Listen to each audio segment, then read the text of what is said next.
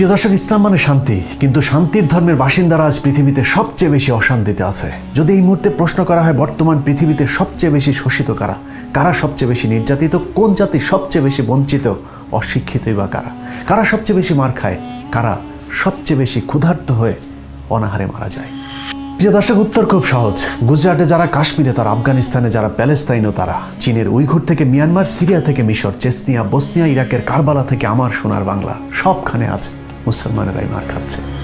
চারিদিকে মুসলমানদের এমন অপমান, অধঃপতন দেখে মনে হতেই পারে এটাই বোধহয় পৃথিবীর সবচাইতে বেশি অভিশপ্ত একটি ধর্মীয় জনগোষ্ঠী। মাঝে মধ্যে তো নিজেকে মুসলমান পরিচয় দিতেও লজ্জা লাগে। দর্শক, এতক্ষণের আমার আলোচনা শুনে আমাদের দেশের অর্ধশিক্ষিত, অশিক্ষিত, মূর্খ যেসব ইসলাম বিদ্বেষী কথিত নাস্তিকেরা আছে তারা পুলকিত হতে পারে, কিন্তু মুসলমান ইতিহাসের পুরোটা এখনো শুরুই করেনি। শুরু থেকে জানতে চলুন, একটু মরুভূমি থেকে ঘুরে আসা যাক। সংখ্যা কিংবা অর্থ দিয়ে ইসলামের বিজয় নির্ধারিত হয়নি, বরং ইমানের শক্তি, সাহস আর বুকের তাজা রক্ত দিয়ে পৃথিবীতে যুগে যুগে ইসলাম প্রতিষ্ঠিত হয়েছিল, যা প্রমাণ করে গেছেন আরবের এক মহামানব, মহাদার্শনিক, মহাকাব্যিক হযরত মুহাম্মদ সাল্লাল্লাহু আলাইহি ওয়াসাল্লাম। শত হাজার লক্ষ মানুষের প্রয়োজন হয় না, একজন মানুষ কিভাবে পুরো পৃথিবীকে বদলে দিতে পারে তার প্রমাণ তিনি নিজেই। রাম রহিমের গল্প কিংবা উপন্যাস নয়, মাত্র আজ থেকে 1450 বছর আগে তিনি যা করে গেছেন তার বাস্তব প্রমাণ এখনো পৃথিবীতে বিদ্যমান। মক্কার সবার কাছে প্রিয় আলামীর খেতাবধারী মানুষটা নবুয়ত লাভের পর রাতারাতি সকলের শত্রুতে পরিণত হয়ে গিয়েছিলেন। শুধু রাসূল সাল্লাল্লাহু আলাইহি ওয়াসাল্লাম নয়, পৃথিবীতে যুগে যুগে যত নবী রাসূল এসেছেন সবাইকে দিন প্রচার করতে গিয়ে নির্যাতন সহ্য করতে হয়েছে। হযরত মুহাম্মদ সাল্লাল্লাহু আলাইহি ওয়াসাল্লামের প্রিয় জন্মভূমি মক্কায় দিন প্রচার করতে গিয়ে যখন বাধার সম্মুখীন হলেন, এমনকি মৃত্যু ঝুঁকি আসতে থাকলো, তখন আল্লাহর নির্দেশে তিনি হিজরত করলেন মক্কা থেকে মদিনায়। মক্কার মদিনা নাম শুনলে অনেকের হয়তো মনে হতে পারে এই গ্রাম থেকে ওই গ্রাম। বাস্তবে মক্কা থেকে প্রায় 450 কিলোমিটার দূরত্বে হিজরত করতে হয়েছিল হযরত মুহাম্মদ সাল্লাল্লাহু আলাইহি ওয়াসাল্লামকে। মক্কার কাফেররা হযরত মুহাম্মদ সাল্লাল্লাহু আলাইহি ওয়াসাল্লাম এবং তিনার সাহাবীদের অবস্থান জানার পর তিনাদেরকে হত্যার পরিকল্পনা করেন। সৌদি আরবের বর্তমান বদর শহরের কাছে তৎকালীন বদর উপত্যকায় এক অসম রক্তক্ষয়ী সংঘর্ষ বাধে। অসম বলার কারণ হচ্ছে হযরত মুহাম্মদ সাল্লাল্লাহু আলাইহি ওয়াসাল্লামের নবুয়ত লাভের পর প্রথম সেই যুদ্ধে কাফেরদের সংখ্যা ছিল প্রায় 1000-এরও বেশি, আর মুসলিম সৈন্যের সংখ্যা ছিল মাত্র 300 জন।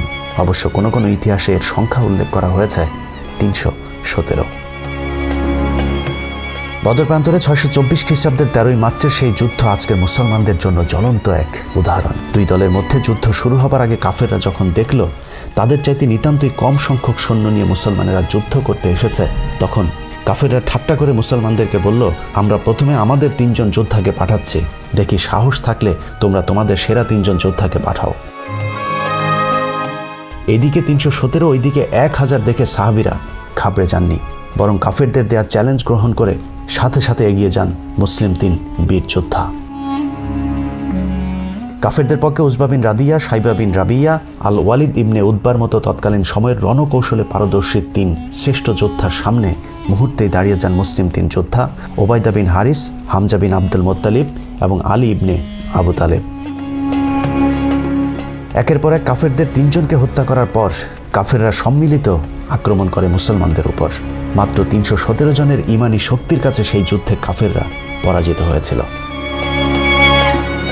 বদর যুদ্ধে রাসূল সাল্লাল্লাহু আলাইহি ওয়াসাল্লামের আপন চাচা আবু জাহেল ও উমাইয়া বিন খালেফের মতো শীর্ষ নেতা সহ কাফেরদের প্রায় 70 জন মারা গিয়েছিলেন। পক্ষান্তরে 14 জন মুসলিম সৈন্যও সেই যুদ্ধে শহীদ হয়েছিলেন। তখনকার সময়ের অত্যাধুনিক সমরাস্ত্র সজ্জিত বিশাল বাহিনীর সামনে নিশ্চিত মৃত্যু জেনেও বদরের যুদ্ধে তিনারা শহীদ হয়েছিলেন বলেই অন্য যে কোনো যুদ্ধের শহীদদের চাইতে তিনাদের মর্যাদা সবচেয়ে বেশি। প্রিয় দর্শক, যে এভাবে শত হাজার লক্ষ মুমিনের পবিত্র রক্তের বিনিময়ে পৃথিবীতে ইসলাম প্রতিষ্ঠিত হয়েছে। এক সময়ের খেজুরের পাতায় ঘেরা জরাজীর্ণ মসজিদগুলোতে আমরা চাকচিক্যতা এনেছি, ছোট্ট কৌটায় ভরা পবিত্র আতরের বদলে আমরা নামি দামি ব্র্যান্ডের পারফিউম পেয়েছি, কিন্তু হারিয়ে ফেলেছি ওমর আলীদের সেই ইমানি শক্তি। বেঈমানি এখন মুসলমানদের রক্তে মিশে গেছে। মাত্র 317 জন সৈন্য নিয়ে 1000 কাফেরের বিরুদ্ধে যুদ্ধ করা মুসলমান এখন সংখ্যায় 16 কোটি হলেও জিম্মি হয়ে আছে মাত্র কয়েকজন পুলিশের কাছে। বদরের সেই বিজয়ের পর মুসলমানদেরকে আর পেছনে ফিরে তাকাতে হয়নি। রাসূল সাল্লাল্লাহু আলাইহি ওয়াসাল্লামের 23 বছরের নবুয়তি জীবনের পুরোটাই অভাবনীয় গতিতে ইসলামের প্রসার ঘটেছে আরব ছাড়িয়ে এশিয়া, আফ্রিকা পর্যন্ত। ইংরেজি 636 সালের 8 জুন রাসূল সাল্লাল্লাহু আলাইহি সাল্লামের পৃথিবীর জীবনের সমাপ্তি ঘটলেও ইসলামের প্রবৃদ্ধি থামেনি। 636 থেকে 634 খ্রিস্টাব্দ পর্যন্ত হযরত আবু বকর রাদিয়াল্লাহু তাআলা আনহু ইসলামের প্রথম খলিফা নিযুক্ত হন। 634 খ্রিস্টাব্দে আবু বকর রাদিয়াল্লাহু তাআলা আনহুর মৃত্যুর পর হযরত ওমর আল খাত্তাব রাদিয়াল্লাহু তাআলা আনহু ইসলামের দ্বিতীয় খলিফা নিযুক্ত হন। রাসূল সাল্লাল্লাহু আলাইহি সাল্লামের পর হযরত ওমরের যুগ ছিল ইসলামের সবচেয়ে স্বর্ণযুগ। তিনার সময় ইসলামের প্রসার ঘটেছিল ঝড়ো বেগে। ওমর রাদিয়াল্লাহু তাআলা আনহুর হাত ধরে একের পর এক দেশ মুসলমান শাসনের অধীনে আসতে থাকে। খেলাফতের দায়িত্ব নেওয়ার প্রথম বছরে হযরত ওমরের হাত ধরে গাজনউদ্দিন যুদ্ধে জয়লাভ করে মুসলমানেরা। একই বছরে সিরিয়ার দামেস্ক পর্যন্ত চলে যায় খেলাফত শাসনের সীমানা। পরের বছর ফালের যুদ্ধে তৎকালীন বেইজেন্টাইন নিয়ন্ত্রিত প্যালেস্তাইন যোদ্ধাদের পরাজিত করেন মুসলমানেরা। 636 খ্রিস্টাব্দের 15 আগস্ট শুরু হওয়া 6 দিনব্যাপী ইয়ারমুখের যুদ্ধে জয়লাভ ছিল মুসলমানদের জন্য অত্যন্ত তাৎপর্যপূর্ণ। বর্তমান সিরিয়া জর্ডান, সিরিয়া ইসরায়েল সীমান্তে অবস্থিত ইয়ারমুখ নদীর তীরে এই যুদ্ধে পরাজয়ের মধ্য দিয়ে মূলত মধ্যপ্রাচ্যে বেইজেন্টাইন সাম্রাজ্যের মেরুদণ্ড ভেঙে যায়। 637 সালে ভূমধ্য সাগরের পূর্ব অঞ্চল থেকে বেইজেন্টাইন সাম্রাজ্য পুরোপুরি নিয়ন্ত্রণ হারালে পুরো মধ্যপ্রাচ্য জুড়ে মুসলমানদের খেলাফত প্রতিষ্ঠিত হয়। 640 সালে আর্মেনিয়া বিজয় করেন মুসলমানেরা। 642 সালে আলেকজান্দ্রিয়াও খেলাফতের অধীনে চলে আসে। ইসলামের একের পর এক বিজয়ের একই সাথে চলেছে মুসলমানদের বিরুদ্ধে ষড়যন্ত্র। 644 সালে হযরত ওমরের অনাকাঙ্ক্ষিত মৃত্যুর পর তৃতীয় খলিফা হিসেবে দায়িত্ব নেন হযরত ওসমান রাদিয়াল্লাহু তাআলা আনহু।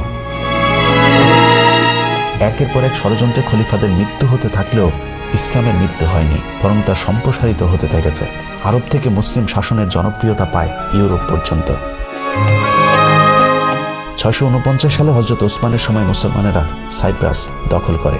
651 সালে সাসানিয়ান সাম্রাজ্য দখলে আসে মুসলমানদের। এভাবে একের পর এক সাম্রাজ্য, দেশ, মহাদেশ মুসলমানদের দখলে আসতে থাকে।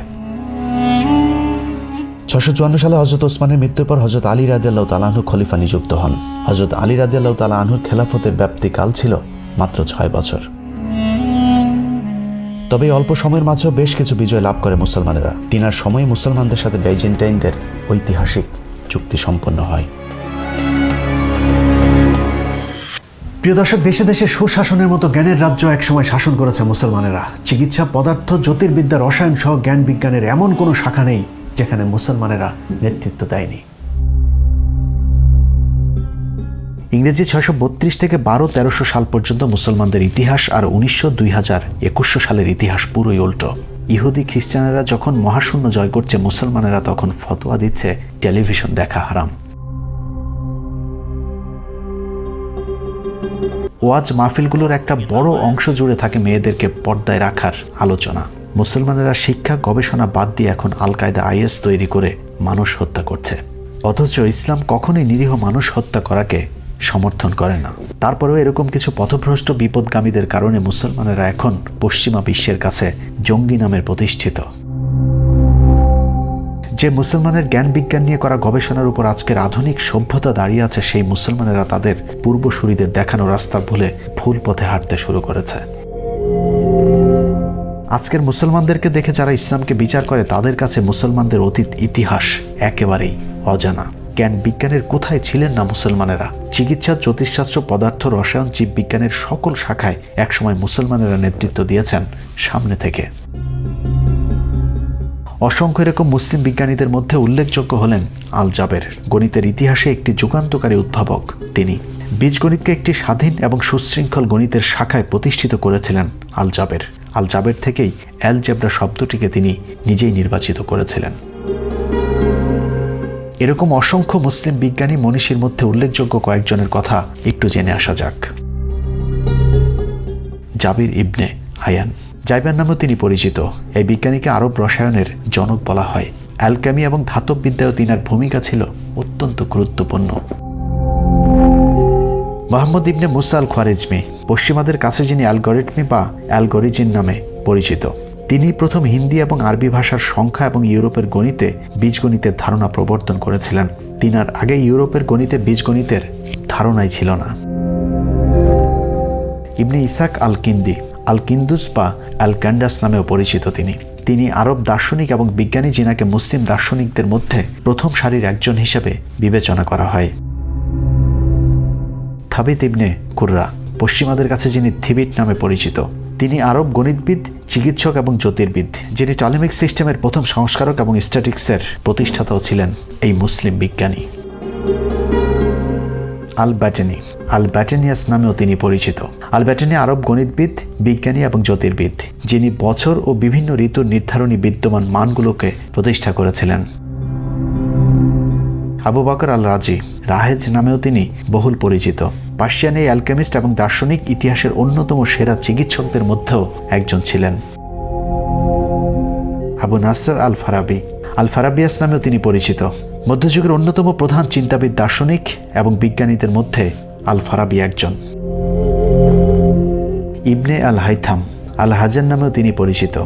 আরবের এই জ্যোতির্বিদ এবং গণিতবিদ অপটিক্সের নীতি এবং বৈজ্ঞানিক পরীক্ষাগুলোর ব্যবহারে গুরুত্বপূর্ণ অবদান রেখেছিলেন। ইবনে সিনা, অ্যাভিসিনা নামেও তিনি পরিচিত। মুসলিম চিকিৎসকদের মধ্যে অন্যতম একজন বিজ্ঞানী।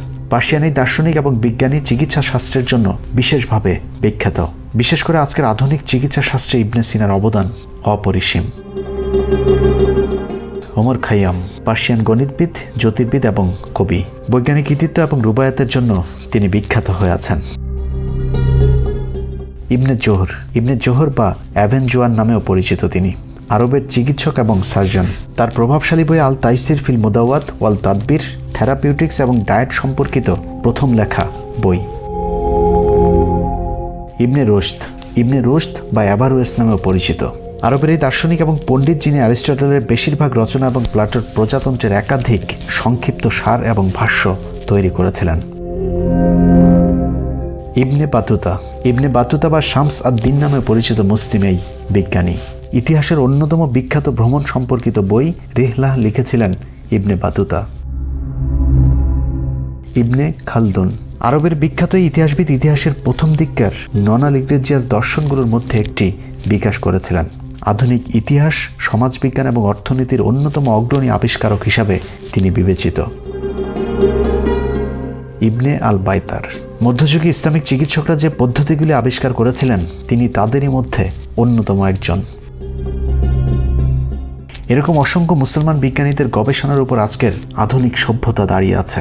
কিন্তু শুধুমাত্র মুসলমান হবার কারণেই তাদের নাম নিশানা পর্যন্ত মুছে ফেলার চেষ্টা করা হচ্ছে। ঠিক যেভাবে আদম থেকে অ্যাডাম, ইব্রাহিম থেকে আব্রাহাম হয়েছে। লম্বা একটা সময় ধরে মুসলমানেরা জ্ঞান বিজ্ঞান থেকে দূরে থাকার কারণে আমরা তাদের নাম পর্যন্ত ভুলে যেতে বসেছে। মাঝে মধ্যে ইসলাম বিদ্বেষী নাস্তিকদের কাছে শুনতে হয় মুসলমানেরা অশিক্ষিত বর্বর একটি জাতি। বর্তমান পৃথিবীর মুসলমানদের সবচেয়ে বড় শত্রু পাশের দেশ ভারত, যাদের অর্ধেক মানুষের স্যানিটাইজেশন সুবিধা নেই, অথচ শুধুমাত্র পারমাণবিক ক্ষমতার কারণে বিশ্বের দ্বিতীয় পরাশক্তি চীনের সাথে লড়াই করার সাহস দেখাচ্ছে এই ভারত। হাস্যকর বিষয় হলো যে পারমাণবিক শক্তির দাপটে ভারত চীন এবং পাকিস্তানের সাথে যুদ্ধ করার সাহস দেখায়, সেই পারমাণবিক শক্তি অর্জনের একচ্ছত্র কৃতিত্ব একজন মুসলমানের, যার নাম এপিজে আবুল কালাম আজাদ। প্রিয় দর্শক, আজ সেদিন নেই, মুসলমানেরা আজ পৃথিবীর সবচাইতে পিছিয়ে পড়া জাতি। ইসলামী আদর্শ আর জ্ঞান বিজ্ঞানের বাইরে গিয়ে মুসলমান নেতারা আজ নারী, গাড়ি, বাড়ি নিয়ে পাড়ি দিয়েছে অজানা এক গন্তব্যের দিকে। একসময়ের জ্ঞান বিজ্ঞানে নেতৃত্ব দেওয়া মুসলমানেরা এখনও তরবারি দিয়ে পৃথিবী জয়ের ইতিহাস নিয়েই আত্মতুষ্টিতে ভুগছেন। কিন্তু এতদিনে পৃথিবী যে কোথায় চলে গিয়েছে তার কি কোনো খবর আছে? তরবারি দিয়ে জেহাদ করার দিন শেষ, এখন পৃথিবী চলে বুদ্ধির জোরে। প্রযুক্তির জোরে ছোট্ট একটি ইহুদি রাষ্ট্র পুরো আরবের মুসলমানদেরকে শাসন করে চলেছে। অন্যদিকে তেল আর স্বর্ণ বিক্রি করে খাওয়া আরবরা এখন পৃথিবীর সবচেয়ে অলস আর মূর্খ জাতি। উপমহাদেশের মুসলমানদের অবস্থাও একই রকম। ব্রিটিশরা ভারত উপমহাদেশে আসার পর হিন্দুরা যখন ইংরেজি শিখে অফিস আদালতগুলোতে চাকরি শুরু করলো, তখন মুসলমানদের ধর্মীয় নেতারা ফতোয়া দেওয়া শুরু করলো ইংরেজি শিখলে নাকি মুসলমানেরা সব কাফের হয়ে যাবে। সেখান থেকে আমাদের অধঃপতন শুরু। মোল্লারা শেষ পর্যন্ত মাদ্রাসার শিক্ষা ব্যবস্থা পেয়েছে, কিন্তু সেই সব শিক্ষা ব্যবস্থা আধুনিক শিক্ষা থেকে অনেক দূর পিছিয়ে। ঘরের মধ্যে টিভি ঢুকাইছেন, টিভি দেখা হালাল না হারাম? মাত্র কিছুদিন আগে টেলিভিশন দেখা ফতোয়া দেয়া মোল্লারা এখন টেলিভিশনের নিয়মিত অতিথি। ইজতেমার মাঠে ক্যামেরা ঢুকতে না দেয়া তাবলীগের লোকেরা এখন সাংবাদিক ডেকে সংবাদ সম্মেলনও ঘটছে। নির্বাচনে অংশ নেয় জামাতকে কাফের ফতোয়া দেয়া পীর সাহেবেরাও এখন হাত পাখা মার্কায় নির্বাচনে প্রতিদ্বন্দ্বিতা করছেন। আমেরিকার বিরুদ্ধে সোশ্যাল মিডিয়াতে জেহাদ করা মৌলভীরা হয়তো জানেনই না ফেসবুক, ইউটিউবে সবকিছুরই নিয়ন্ত্রক আমেরিকা। সুতরাং জেহাদের চিন্তা বাদ দিয়ে মুসলমানদের উচিত নিজেদেরকে আগে সংশোধন করা। বাংলাদেশের মতো 85% মুসলমান অধ্যুষিত একটি দেশ, যে দেশের সংবিধানের প্রস্তাবনায় বিসমিল্লাহির রহমানুর রাহিম লেখা আছে খাতা কলমে রাষ্ট্রধর্ম ইসলামও, কিন্তু মুসলিম এই দেশে আজ মানুষকে নামাজ পড়তেও বাধা দেওয়া হয়। অথচ আমেরিকার এমন একটি মসজিদও নেই যেখানে তারাবির নামাজ বন্ধ করা হয়েছিল। অতএব মুসলমানদের শত্রু এখন আমেরিকা না, বরং মুসলমানেরা এখন মুসলমানদের সবচেয়ে বড় শত্রু। আমরা যারা মসজিদে আকসাতে ইসরায়েলি বাহিনীর হামলার বিরুদ্ধে কথা বলছি তারা হয়তো ভুলেই গিয়েছি মাত্র কয়েকদিন আগে বাইতুল মোকাররমের ঠিক একই কায়দায় হামলা করেছিল আওয়ামী লীগের সন্ত্রাসী বাহিনীরা, অথচ তারাও তো নামে মুসলমান।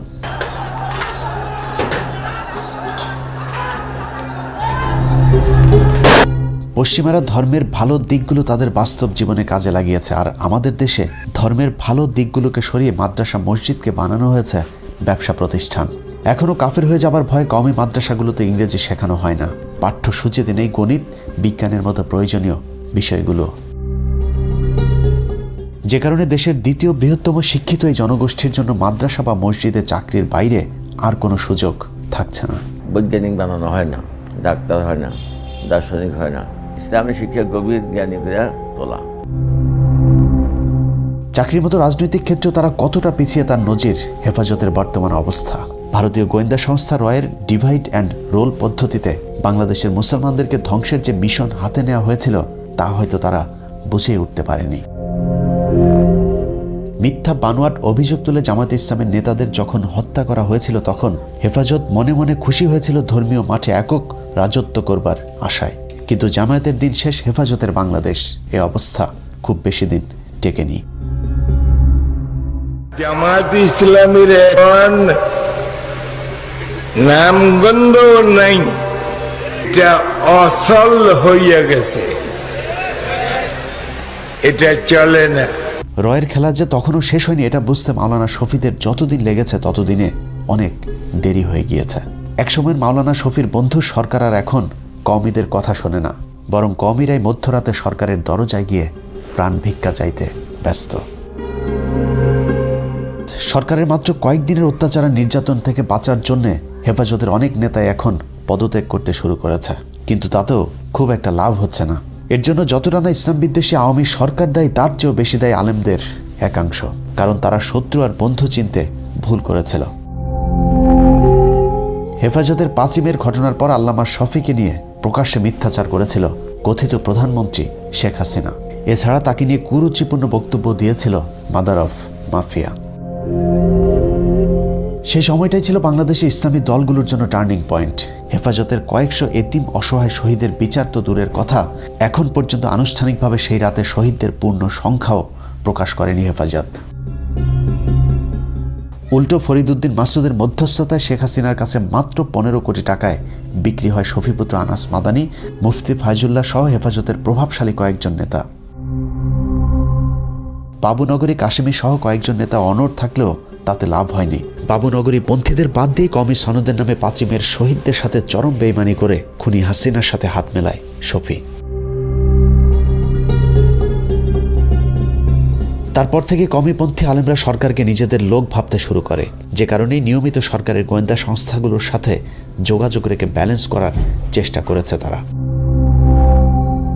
এই মূর্তি সংস্কৃতিকে রুখে দেওয়ার জন্য গোটা বাংলাদেশ ব্যাপী তাওহীদি জনতা আবার শাপলা চত্বরে যাবে।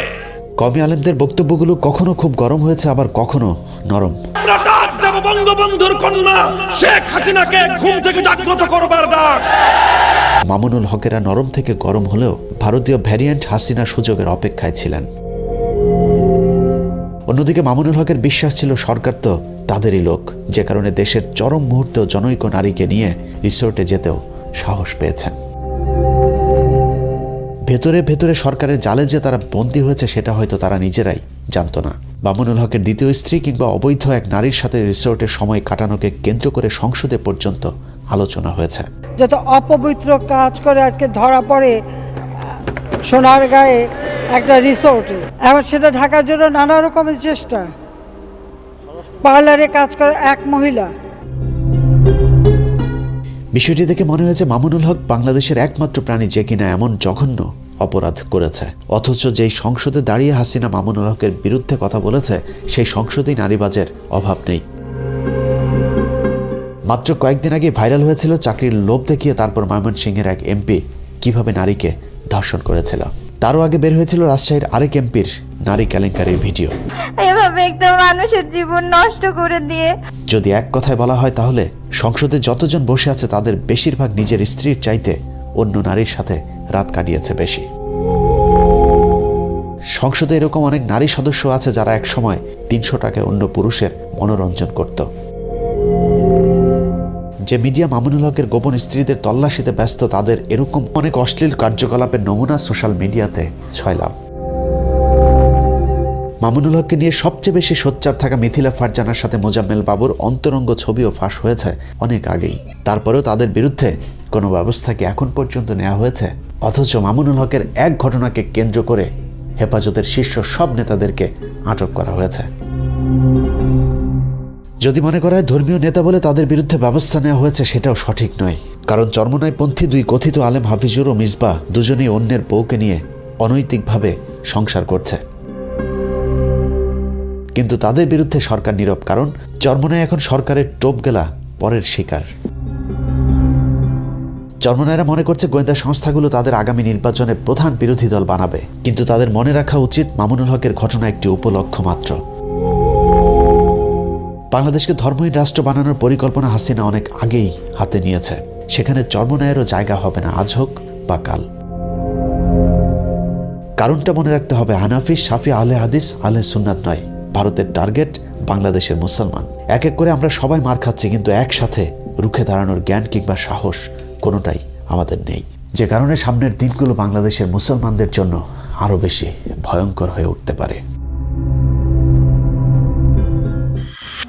প্রিয় দর্শক, কেন এমন হলো? কেন মুসলমান মার খায়? কেন মুসলমান না খেয়ে মারা যায়? মাত্র 317 জন দিয়ে পৃথিবী জয় করা মুসলমানের সংখ্যা এখন 250 কোটি, যা পৃথিবীর দ্বিতীয় বৃহত্তম ধর্মীয় জনগোষ্ঠী। সংখ্যায় বেড়েছে কিন্তু হারিয়েছে সাহস। এক মুসলমান আজ আরেক মুসলমানের বিপদে বুক পেতে দিতে ভয় পায়, সুখ পায় অন্য মুসলমানের অসুখে। মুসলমানেরা আজ পৃথিবীতে সবচাইতে মুসলমানদের বড় শত্রু। নিজেদের এমন করুণ অধপতনের জন্য আমরা নিজেরাই দায়ী। কারণ সুন্নাত মানে আমরা এখন শুধু 4 বিয়ে করাকেই বুঝি, কিন্তু ইসলাম প্রতিষ্ঠার জন্য নিজের দাঁত ভাঙাও যে একটা সুন্নাত, সেটা আমরা ভুলে গিয়েছি। ইসলামের জন্য নিজেদের জীবন বিলিয়ে দিতে, আল্লাহর ঘর মসজিদ তৈরি করবার জন্য আমরা এখন ভিক্ষা করে টাকা তুলি, কুরবানির পশুর চামড়া তুলি আমাদের সন্তানদেরকে ইলমের দিন শিক্ষা দেবার জন্য। কিন্তু কখনো কি চিন্তা করেছেন, যেই দেশে শত শত হাজার হাজার প্রতিষ্ঠান সরকারের টাকায় চলতে পারে, সেই দেশে কেন মসজিদ মাদ্রাসা ভিক্ষা করে তারপর চলতে হবে? ভিক্ষা করে পৃথিবীতে ইসলাম প্রতিষ্ঠিত হয়নি। ভিক্ষা করে হয়তো কোনো রকম বেঁচে থাকা যায়, কিন্তু নিজের পূর্ণ অধিকার প্রতিষ্ঠায় লড়াই করতে হয়। তার জন্য প্রয়োজন ঐক্য। কে কোথায় হাত বাঁধে, কে বিশ্বাস করে কোন মাযহাবে, কে হেফাজতি, কে জামাতি, এসব নিয়ে তর্ক করার সময় এটা না। 16 কোটি মুসলমানের দেশে রমজান মাসে বন্ধ হয়ে যাওয়া মসজিদ মাদ্রাসা যদি খুলতে হয়, তাহলে তালা ঝুলাতে হবে অত্যাচারী শাসকের হাতে। বর্তমান শ্বাসরুদ্ধকর পরিস্থিতি থেকে হতাশ হবার কিছু নাই। মুসলমান হয়ে জন্মেছে আর আমরা তো জন্মগতভাবেই সৌভাগ্যবান। ভারতীয় দালাল নব্য ফেরাউন হাসিনার বিরুদ্ধে এই যুদ্ধে সাময়িক পরাজিত মনে হতে পারে, কিন্তু শেষ হাসি তো আমাদেরই। কারণ আল্লাহ কোরআনে কথা দিয়েছেন, নিরাশ হও না, যদি তুমি মুমিন হও, বিজয় সুনিশ্চিত। আল্লাহ হাফেজ।